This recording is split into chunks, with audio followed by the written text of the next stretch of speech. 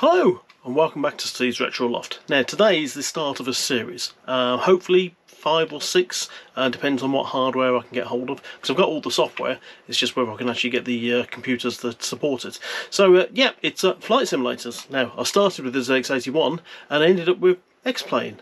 So yeah, let's take a look at this, and hopefully the series will fill in the gaps of how this got to that. Anyway, let's see how we get on with ZX81 Flight Sim. So here's the startup screen for the ZX81 Flight Sim.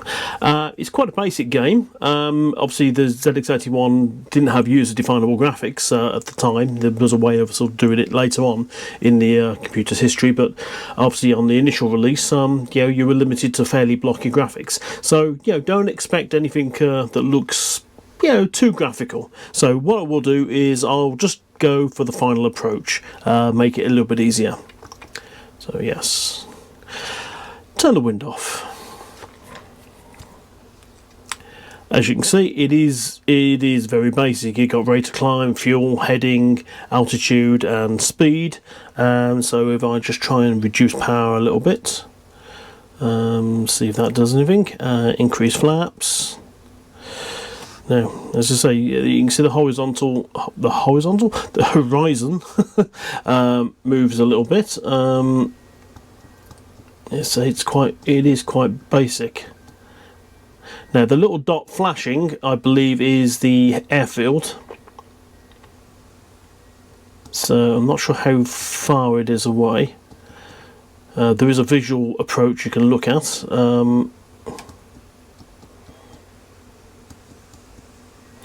Okay, I'm not sure what happened there. Oh, there's the runway. As you see, it is very blocky.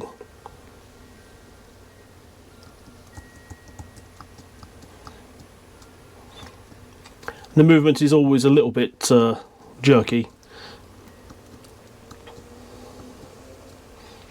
But at the time, this was the closest thing we had to a flight sim.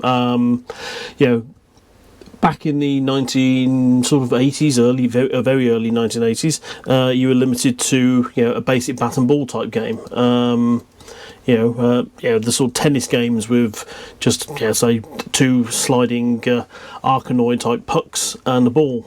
Now I don't think I'm going to get the runway at all. I'm coming in quite quick.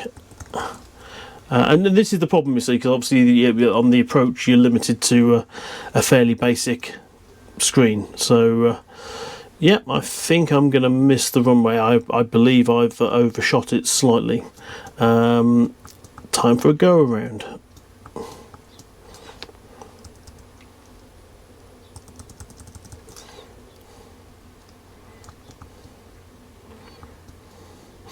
Yeah, and so it is very basic. So if I go back to the cockpit mode, as you can see, it's there wasn't a lot to it, but at the time it was excitement. So it was my journey and my entry into flight sims, and it taught me a lot. It taught me, I got into the game. I sort of learned how to sort of basically, control an aircraft's descent and speed and whatever. Obviously, as you can see, I've forgotten all about it now. But yeah, it was a relatively simple game.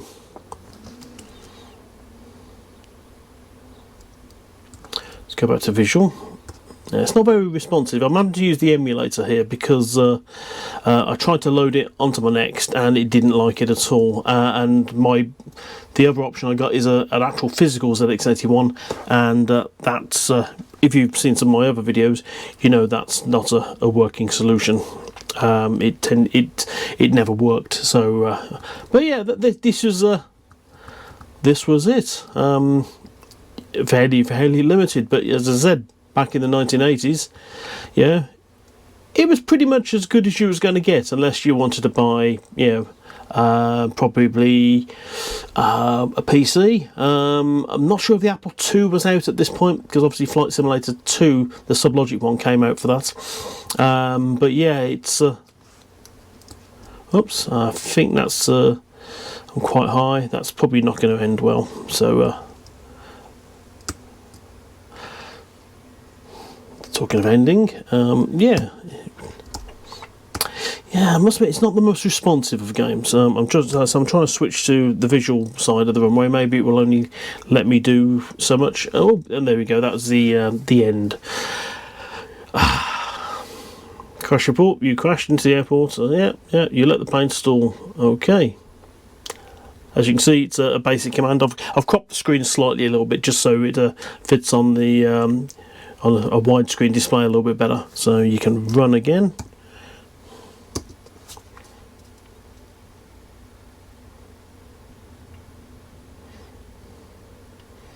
And possibly not. So there we go. Oh, then it starts.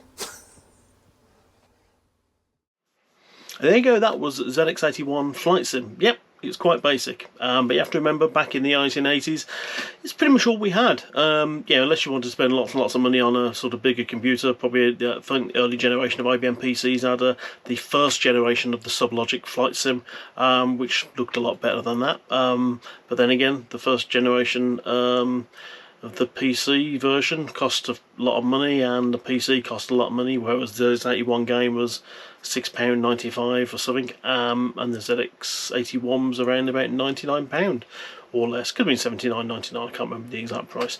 But there you go, that was very early versions of flight sims, and it got me hooked. Obviously the next version I'll take a look at in the series will be the Spectrum version, which should be better, right? Well, we'll wait and see. It had user-definable graphics. I really felt when I played the game previously, it didn't really offer me that much over what the ZX81 did, other than just sort of slightly better graphics. But yeah, until we take a look at that, I won't ramble on about it anymore. So until next time, I hope to see you again soon. Okay, bye bye.